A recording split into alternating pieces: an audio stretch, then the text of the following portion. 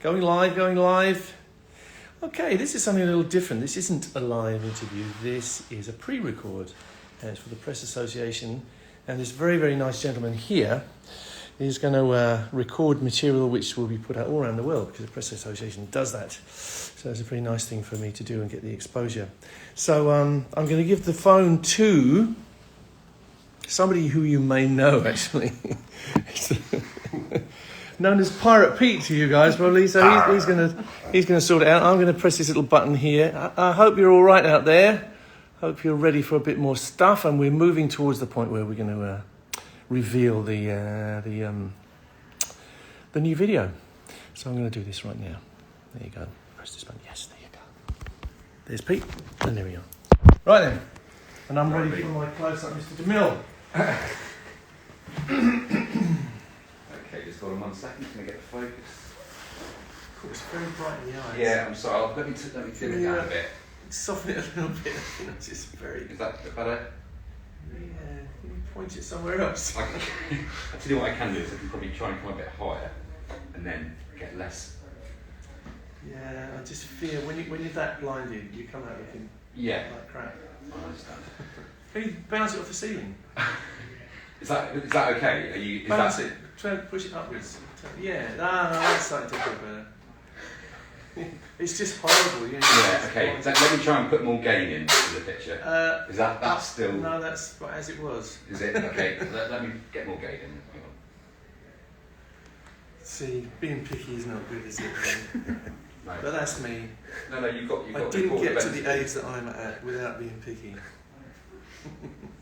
So if you can angle it up a bit more for me, that'd be good. Yeah, as soon as it's comfortable, it's going to look better. I would say for that.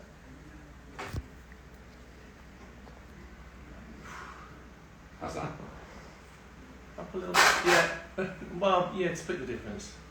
Okay, just think I've just got to adjust them. I'd say that's pretty right. How's it look? Looks good. But I've just got to change the white balance. Yes.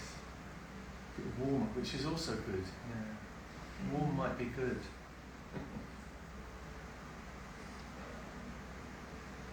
Okay. You're probably bored stiff out there. Apologies. Can I just get you to just speak at your normal level? Yeah, I'm speaking at my normal level right now. Yes, this is very good. How's it looking there? Fabulous.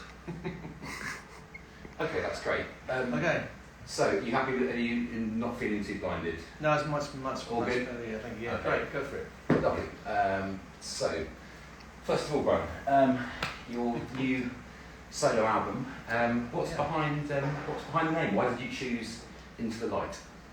Back to the light. Sorry, I'm so sorry. I'm fiddling around with too many things. That's just like you've got to do your own stuff. I know, that's fine. Do you want to do it again? Yes, please. So why did you choose Back to the Light as the album title? Well, it was the first song that I was attempting to write. And I'm talking about 30 years ago. I was in a very black place for reasons we probably don't even need to discuss, but I have discussed in various places. I was in a very depressed state and thinking that I wouldn't be able to find the light. So I started writing this song called Back to the Light and kind of gave it a jolly chorus and a rather dark set of verses.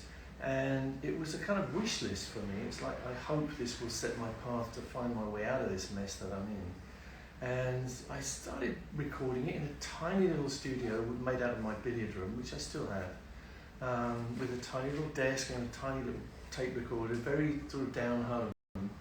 And it just started to take shape, but it took me 2 years to finish the album. There's a lot of toing and froing, and I was losing my dad, we were losing Freddie. The band was effectively, apparently coming to an end, Queen, which was our family. And my marriage was breaking up. It was a really jolly time. So, you know, I'm when I hear it now, sometimes I'm very happy about it, you know, and I'm happy that it's out there. Sometimes it brings back to me those feelings, and I think, well, it's good for me to remember what the album is actually about, because it's about what was inside me for the first time.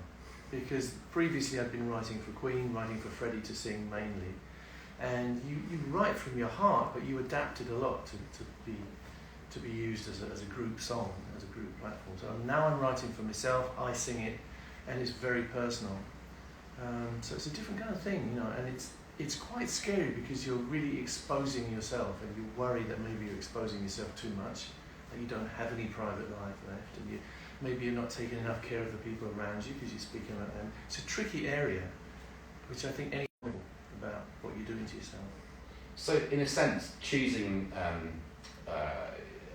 work that you started on at such a difficult time, isn't that sort of, in a sense, of picking a scale? Did you feel it was good to sort of process it more? Well, I went back about a year ago thinking this is going to be odd because I hardly know this young boy who was writing this number. You know, I'm an older man now, I'm supposedly wiser and everything's different. Funny thing is, I didn't feel like that at all. As soon as I was into the album, rediscovering it and immersing myself in the music, I felt exactly back then. I felt like I was back in the same body. And my life might be different now, but I'm the same person. And it's funny that it says that in one of the lines of the song. It says it's still the same old me inside. And it is. So without any apologies, I feel like this is the album I want to put out right now. And just the process of writing and recording, how different is that for you as a solo artist as opposed to being part of a gang of compadres? There's an overlap. Yeah, there's a lot of similarities, but then there's a certain line where you think, no, I'm singing this is my song, and all the responsibility is with me now. Sometimes it's nice because you don't have the arguments, but sometimes it's a sort of lonely place to be, and you get nervous about making decisions just for yourself. Having said that, it was great for me. It was therapeutic. It was good for me to do that, to assume that role. All sorts of stuff along the way, because I took it out live as well, and I had to perform it live. That's another whole story. Suddenly instead of being the guitarist who sits kind of quite comfortably a little bit behind and to the left of the singer, I'm actually in the middle, and I'm very exposed in that way as well. And I have to learn to sing. I have to learn to project, and I took it pretty seriously, I think. I went for it, and we did 2 big world tours of me singing in front of the Brian May Band. At the end of that, I think I've probably done enough of this, and I think I like my guitar playing best. So that's kind of what happened after the 2 solo albums. I went back to being more of a guitarist, I suppose. I'm not sure if I would want to be out there doing the Brian May Band again. People have asked me at the moment, and it's a thought, but right now I'm happy to be where I am. I'm just going to check the picture very quickly. You can film him too, if you don't mind. Ooh. Fine. I might actually get a cutaway on my phone here and find a few questions just so we've got another shot to go to. Yeah. And how would you describe the album? What are the sort of styles, themes? How would you describe it? Well, the style of the album necessarily is not a million miles from a Queen album, because I'm a quarter of Queen, or I was a quarter, I guess I still am. And the guitars are there, the signature guitars, the backing harmonies are very much there because that's something that we've always done. So structurally, I've been told that it sounds in some ways like a Queen album, but the content is quite different really, because it's a whole journey. It's the story of my feelings of my life, and I suppose there's a darkness to it which we never quite got to doing with Queen, and there's also a kind of abandonment place, the very opposite, because I had to find the light. If you listen to Resurrection is the closest point to actually finding the light and thinking, yes, I'm through, I'm out, I'm in the sunshine, things are going to be good. So the content of the album is very varied, from very contemplative kind of moments to very open and energetic and kind of carefree moments, I suppose. Well, energetic moments, I would say. Yeah. Resurrection is probably my favourite track now because of all the tracks that are on there. It's so incredibly full of energy. A lot of which is due to Cozy Powell, who was the drummer I worked with. Amazing guy, was an amazing. So all those ingredients are in there. It's different from a Queen album in that way. But I think anyone who knows Queen recognises the kind of trademarks, because that's me. That's what I do. And to what extent was the last year of the pandemic key to you ending up focusing on this? Well, the decision was already made. I sat down with the head of Universal while we were on tour in Tokyo, and we both agreed that it was time to put my solo work out there again in some form. This is Andy Dorr, who's an old friend, and I was grateful because I was beginning to realise that my solo work, which I was very proud of, I am proud of, hadn't been out there for about 20 years. You couldn't get the CD, you couldn't get the vinyl, you certainly never could download it or stream it or whatever. So it's really like a new album to most people who will see this. And I had to make sure that I was proud of it, I suppose. But I spent a long time immersing myself, polishing, remastering, and we didn't change a note. I didn't want to change anything because it's a true statement of what's going on inside here, I guess, and that's still the case. And you mentioned the fact that you're not, doesn't sound like you're keen to sort of get out on the road right this minute, but have there been moments and where you've sort of felt just that it's not even possible for you to play to a live audience, because of the pandemic, and if so, did you find it something that you sort of particularly missed, or you? Well, I certainly missed it. Yeah, it was very difficult because we came off this giant tour, probably the biggest tour we've ever done, bar none, through Australia, Japan, Korea, and then suddenly, bang, we're back in Britain, and I'm locked in the house. It was really very odd. I couldn't get to the studio, so I couldn't record properly. I couldn't get onto a stage, obviously. So it was like, whoa. And I don't want you to feel sorry for me because there's a lot of people worse off than me, but it was weird, very, very odd. And what I did was take to Instagram, and Instagram people are out there, and all these people that I got to know and feel that I now feel that I understand my audience a lot better. It's all because of Instagram. I took to Instagram as a kind of platform. It's the only one I had, so I started playing these what I call micro concerts, and it grew into a thing. Suddenly people were duetting with me and sending it back to me on Instagram. People were singing with me, so we called it Jam with Brian. And kind of saved my life in a way. It was a lifeline and a way of staying, I guess, the continuity of what I do. I need to use these fingers. It got interrupted because your question was what happened. What also happened was I got very sick. I got a heart attack for no reason that I can possibly see. I didn't really tick any of the boxes for heart attacks, but I got it. And that kind of knocks you back, I gotta say. It knocks the stuff out of you. And I had a lot of other complications. I had a really bad time for a few months, and had to fight my way out of that. So that's another way of kind of coming back to the light. And I've now become a slave to exercise, if you like. It's like my religion. I do my heart rehab. I do my exercise. I do my fitness and strength exercises, and it's serious business with me. It's great for my health. It's also fantastic for my head. So physical health and mental health, and benefit from having that kind of regime. And I love it. It gives me back my confidence, I think.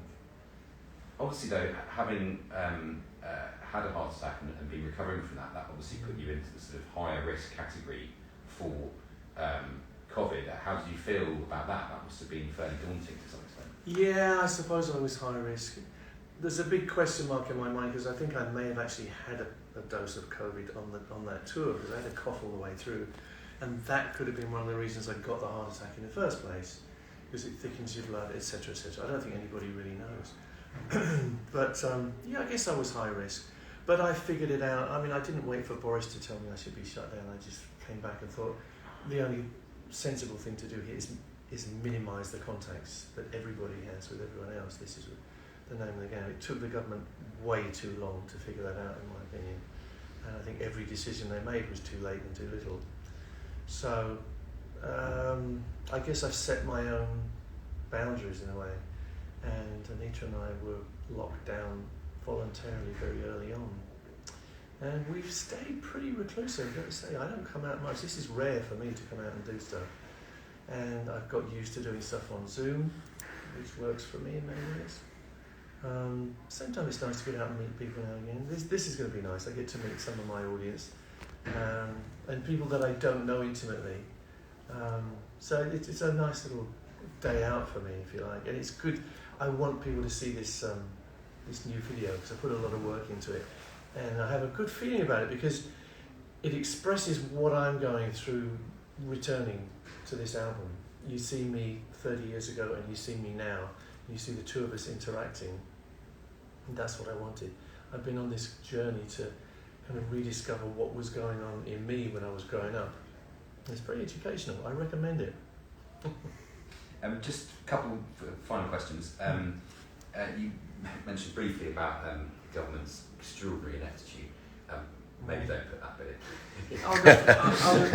Too late. We're impartial. I've got extraordinary ineptitude.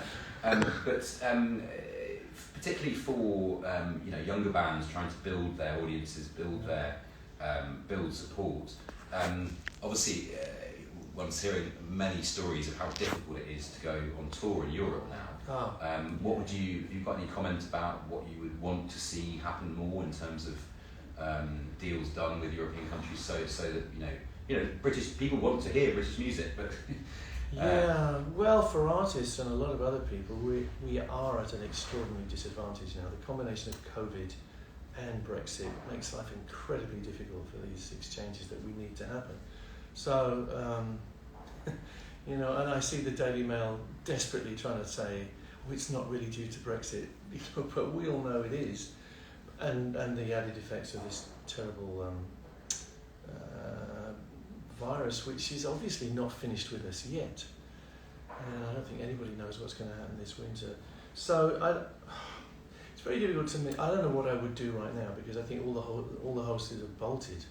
Really, I would have liked to see Boris do what he did as regards shutting down the borders a year earlier, and then it would have made sense. I don't think it makes an awful lot of sense right now, but then again, I don't know what else you do now.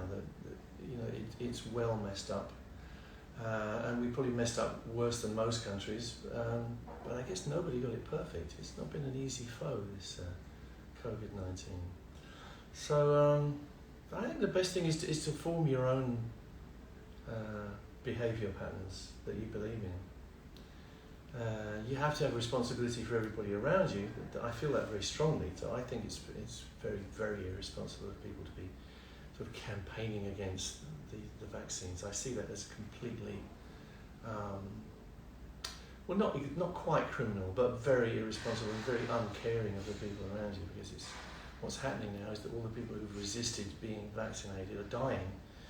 So there's a terrible sort of natural selection process taking place. It's a kind of grim way of looking at it, but it is happening.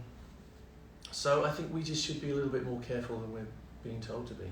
You've got to live. Of course you've got to live. At the same time you can follow the rules. You can wear your mask.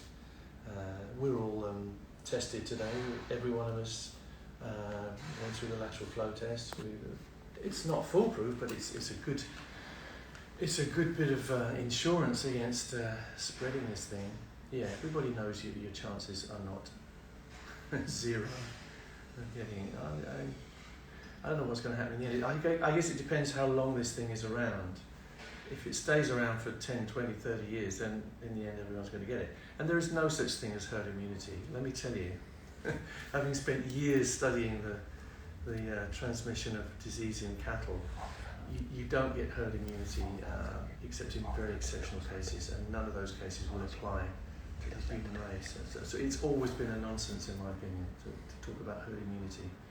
And again, very irresponsible. To get herd immunity, you need to have an awful lot of people die. And at some point, the government went, okay, I guess we just have to have people die. To me, that was wrong, and will remain wrong.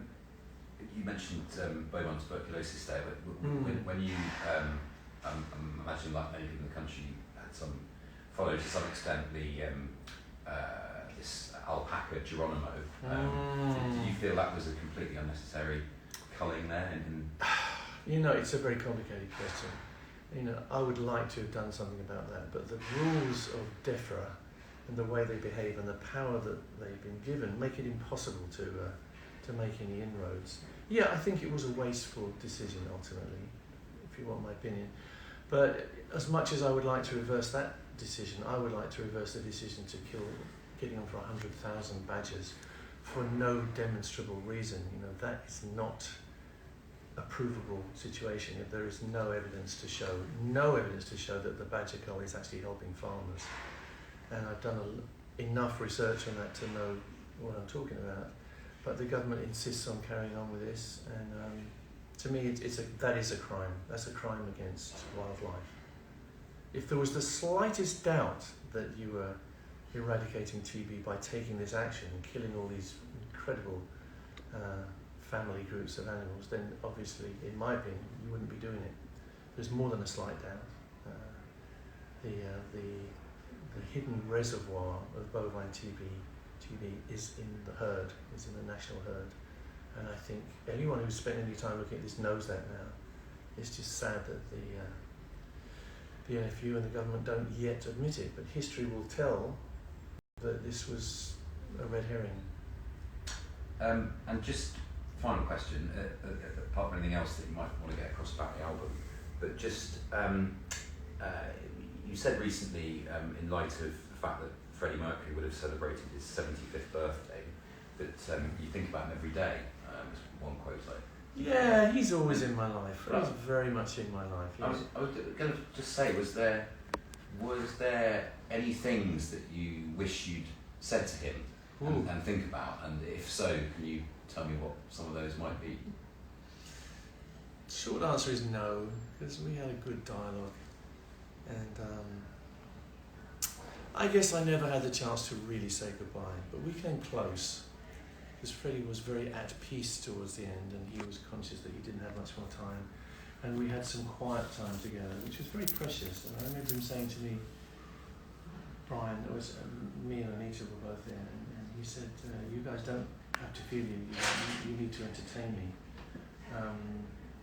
I just like you being here. It's nice to just share these moments. So in a way, I guess we were saying goodbye in a very peaceful way. It's true, Freddie is in my life, and if I'm not thinking about him, someone's going to ask me about him every day, which is fine.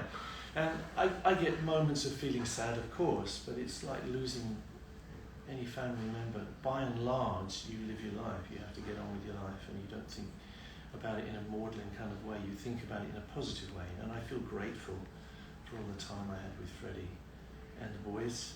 We had an amazing time together. And the fruits of it are still there. We're still kind of living the legacy. And it makes me really happy that it's not just a fossil, it's not just a thing in a museum, it's something alive. We're out there with Adam Lambert, treading the boards, and it's very exciting because the music is still evolving. We're still exploring our relationship with our audience, and that's what we always dreamed of. And Freddie's so much a part of that. Every time we play, Freddie's there. Well, materially he is as well, because we have him on screens and do stuff. We don't rely too much on Freddie's presence, but I think just enough to make sure that people realise that he's still part of the family and vitally important, because he's one of the creators of what we're doing and always will be. Is there anything else you wanted to get across about the album or about the film? No, just tell people to buy the album. It's your second chance, you can't miss it this time. Yeah, I'm happy. I'm very happy that it's out there. Just to be able to hold this box set of Back to Life makes me feel very happy, because it was a sort of loose end and it got lost. No one was going to be able to really experience it, and now they can. A whole new generation can hold this, touch it. They can take the beautiful white vinyl record out, put it on the record player, listen to the whole thing, and I feel like it's now set in stone. It's out there, so when I pop off, it'll be there in the best way possible. So thank you. Thank you very much, Brian. Great privilege. Thank you. So yeah, I'll just be careful if you're leaving the room about that cake. Yeah, I'm going to okay. get de-ribbed quite quickly, so Thank you. you're enjoying the Q&A. Thank you. Thank you. It was a real privilege to do that. Thank you very much. No, I'm 41 years old, so like 1990, 89, 1991, you're really starting to get into rock music and lots of different kinds of music. But that was a big time for a lot of me and my friends, I have to say. Say hello to my sad time. Yeah, hello. say hello to my friends. Hello, Brian May fans. BriTV. It's every bit as nice as they say. Thanks very much. Cheers. Appreciate it. Thanks. Cheers, man. Cheers. Well, you can see what nice people I have to deal with. This is very good. Where am I? Oh, here I am, yeah.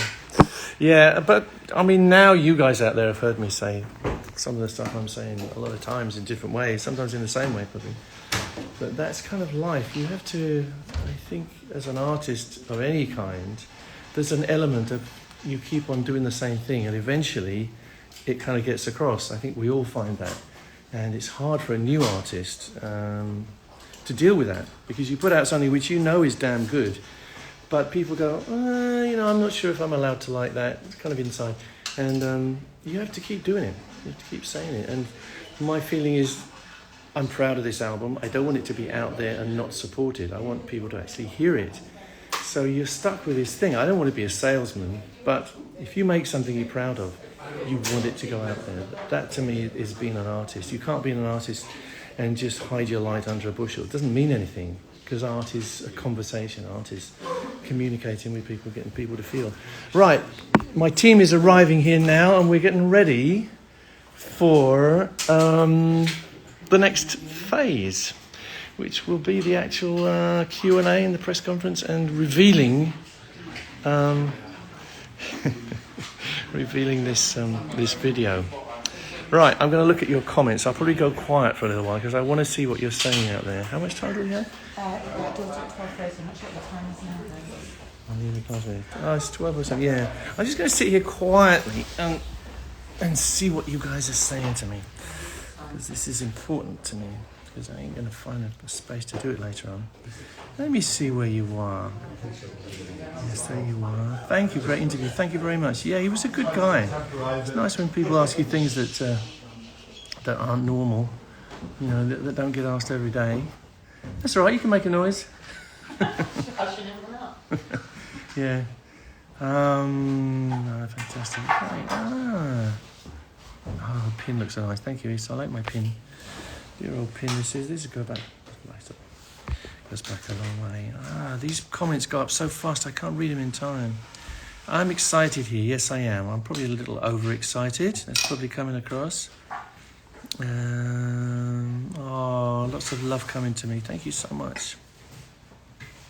I hope you don't get bored with hearing my views about what being an artist is, but so many of you out there are artists, and so many of you go through the stuff that I go through, questioning yourself and wondering if you're any good or if you're actually crap and you're pretending. It's funny, I think we all get these moments of self-doubt. My dear friend Mr. Taylor, who's the PI of the Rosetta mission, to view a comet, he gave me a name for it. He calls it imposter syndrome. It's this feeling like you walk into a room and you think, I shouldn't really be here. I'm not worthy. So I get that, and I know a lot of you do too, because we end up talking about it sometime. Hello from Romania. How lovely. Good to have you here. Zodiacal Dust, I know you. And greeting from Mexico. Yes, Mexico. Love Mexico. Good morning to you. Let's put the glasses on again. Vanity's no good, is it? Got to be able to see. Thank you for the animals. Yeah, I probably don't talk enough about the animals at the moment, but that was an example of where I can get something in about the badgers, which I feel so strongly about. I feel these poor animals are losing their lives for no good reason. And I have a pamphlet on it which explains the work we've been doing on the farm down in Devon, if anyone's interested. Oh, some food is coming in. It's very nice. Thank you very much. Vegan snacks. Yeah, thank you very much. I'm going to film you. Is that all right? Are you okay with being filmed? Hello. It's BriTV. Now people are going to know where we are because of your pin. Regent seats. And this is great. Thank you very much. What are they? These are kind of beetroot fritters, and these are vegan sausage rolls. Fantastic. Thanks very much. Thank you. No worries. Thank you. Brilliant. Very happy about that. Very relieved to find there's no cow or pig in there. Don't want to be eating that. So now we have a little break. I'm wondering if I should take a little bit of a breather from here. I wish I could just look at this stuff and not be on here. I'd like some time to sort of look at the comments and really absorb them. I don't know if I ever get the chance to do that. Thank you for saying I look nice. Yeah, I'm feeling the pace. I'm feeling a little tired. And I know my reactions aren't as good as they could be sometimes. I only had about 4 hours sleep last night because I was slightly rabbit in headlights thinking about this stuff today and wondering if I was going to get it right. I'm sorry for making you hungry. I would share my snacks with you if I could. It's good. No, am I vegan? I wouldn't call myself vegan. I'm a person who's really trying to be vegan. I eat a lot of vegan food because I really don't like the thought of eating animals, for many reasons, for health and for the planet and for the animals themselves, of course. But, I haven't got there yet. I was for a while. I was completely vegan last time we were on tour because it was easy. I just told everyone, bring me vegan food. But in the everyday world, it's not that easy, I find. And I have certain weaknesses. I definitely have a weakness for prawns, which every now and again I will give into.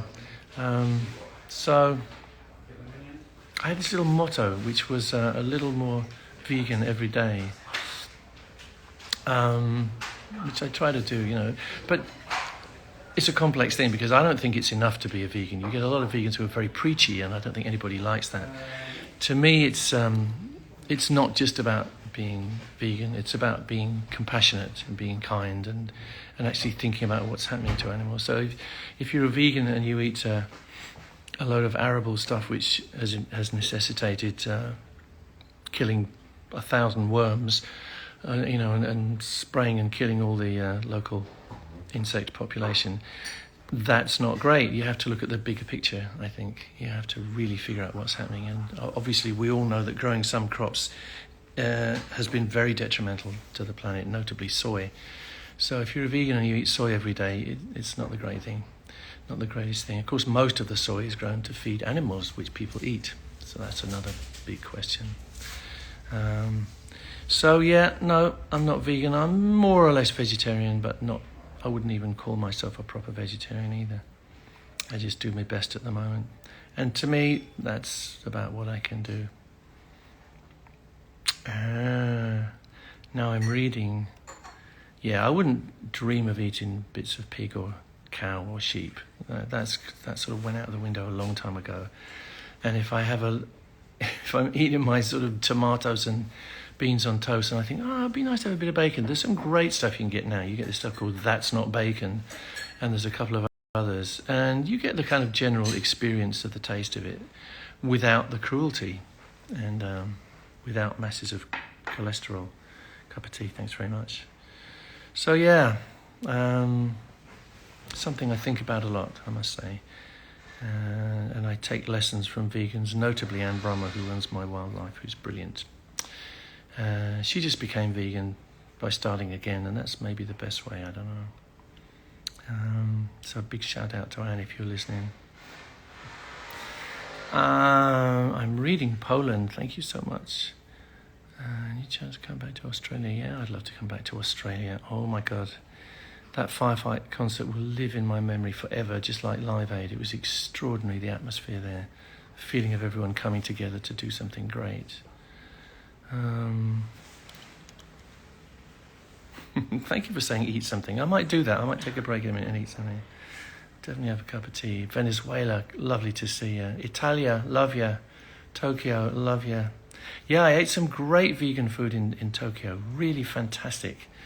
If I lived in Tokyo, I'd probably be a vegan all the time.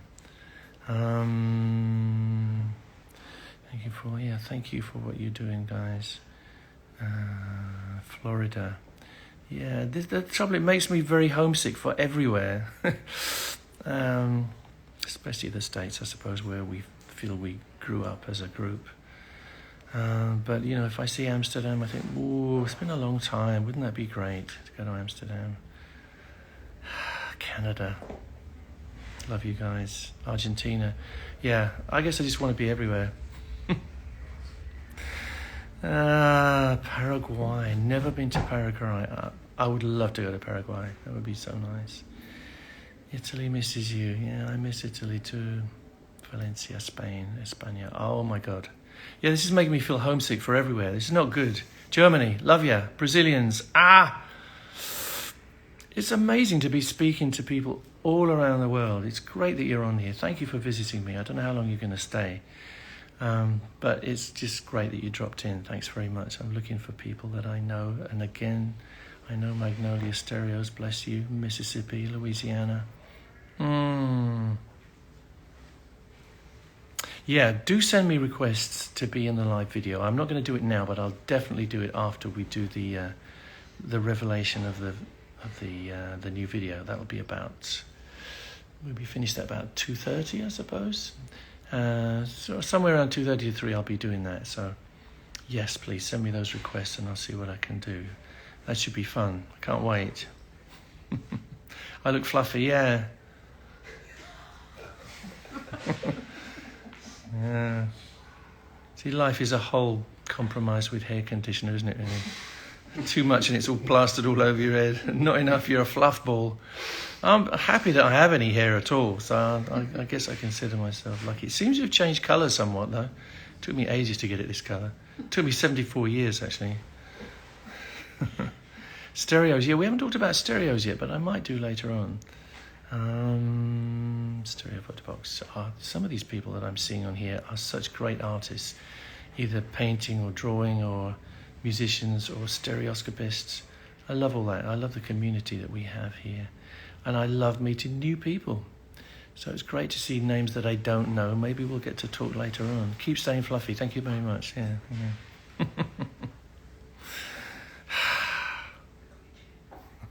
Yeah, that's enough about my hair. Thanks very much.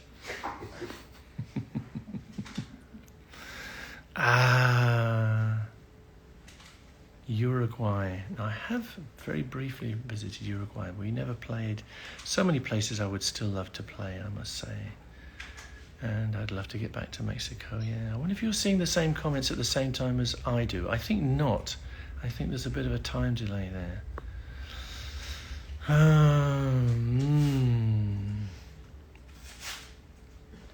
Mars Stereos, yeah. Yeah, we have a good thing going here. Some of you know that I interact with a few of the NASA research teams now, people who've sent things into space, spacecraft, and explored other worlds without actually having people on board. And that's been a great thing, I think. I was absolutely privileged to be part of the mission to Pluto, New Horizons, and Alan Stern was something of a mentor to me, even though it was quite late in life. He kind of embraced me, and I became part of that team. And I was there in their control room when the spacecraft buzzed Pluto and got these extraordinary pictures of Pluto, which was just a blob to humanity up to that point, and I was able to get a stereo picture out of that, which will live with me for the rest of my life. But I'm doing good stuff at the moment, enjoying bringing Victorian stereoscopic techniques to 21st century astrophysics, and it works just great, because stereoscopy is there for a reason. We have two eyes for a reason, and I talk about this a lot, but it gets neglected. But that's why stereoscopy is like something that I'm an evangelist for, if you like. So, I'm dribbling on about all sorts of stuff, but I'm looking at all these lovely messages here. What are Roger and Adam doing? Well, Roger's about to be out on tour, and I'm hoping to get to at least one of his gigs. Adam's pretty busy doing stuff, and I think he's making a film, and I'm hoping that he's going to be back over here soon and we get to see him again. Of course, next May, we will, fingers crossed, be out there doing our thing as Queen and Adam Lambert, and I can't wait. So let's hope it all works out. Thank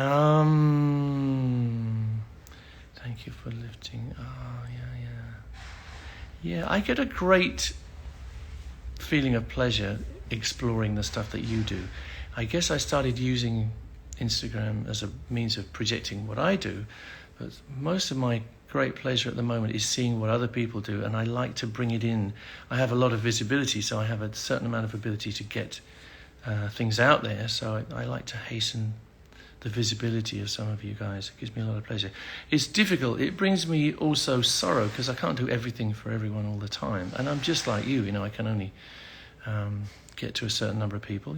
I'm not God Almighty. I'm just somebody who has a certain amount of following and influence, if you like. You know, I would dearly like to help every one of you every day, but I can only do kind of what comes to me and what instinctively I feel is right. So it leads to me doing interactive projects with some of you, which I love, and it's been absolutely great in all areas. And I'd like to continue doing that. But please don't get upset if I don't do everything with you all the time, or, you know, yet. Maybe it'll happen. Meanwhile, I just like the fact that we interact so much with each other, and I think we're gaining from that kind of community feeling, which I didn't know anything about until I got seriously into Instagram. Let's hear it for Instagram. Social media are not all bad, right? And the world is a beautiful place. Thank you. Are you going to perform on Roger's tour? I don't know. Well, I won't be doing the whole tour, that's for sure. I might turn up somewhere. Who knows? Who knows? He's got most of Queen with him anyway. He's going to be fine. But he doesn't need me.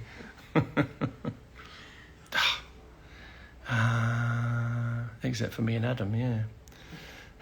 So that's going to be fine.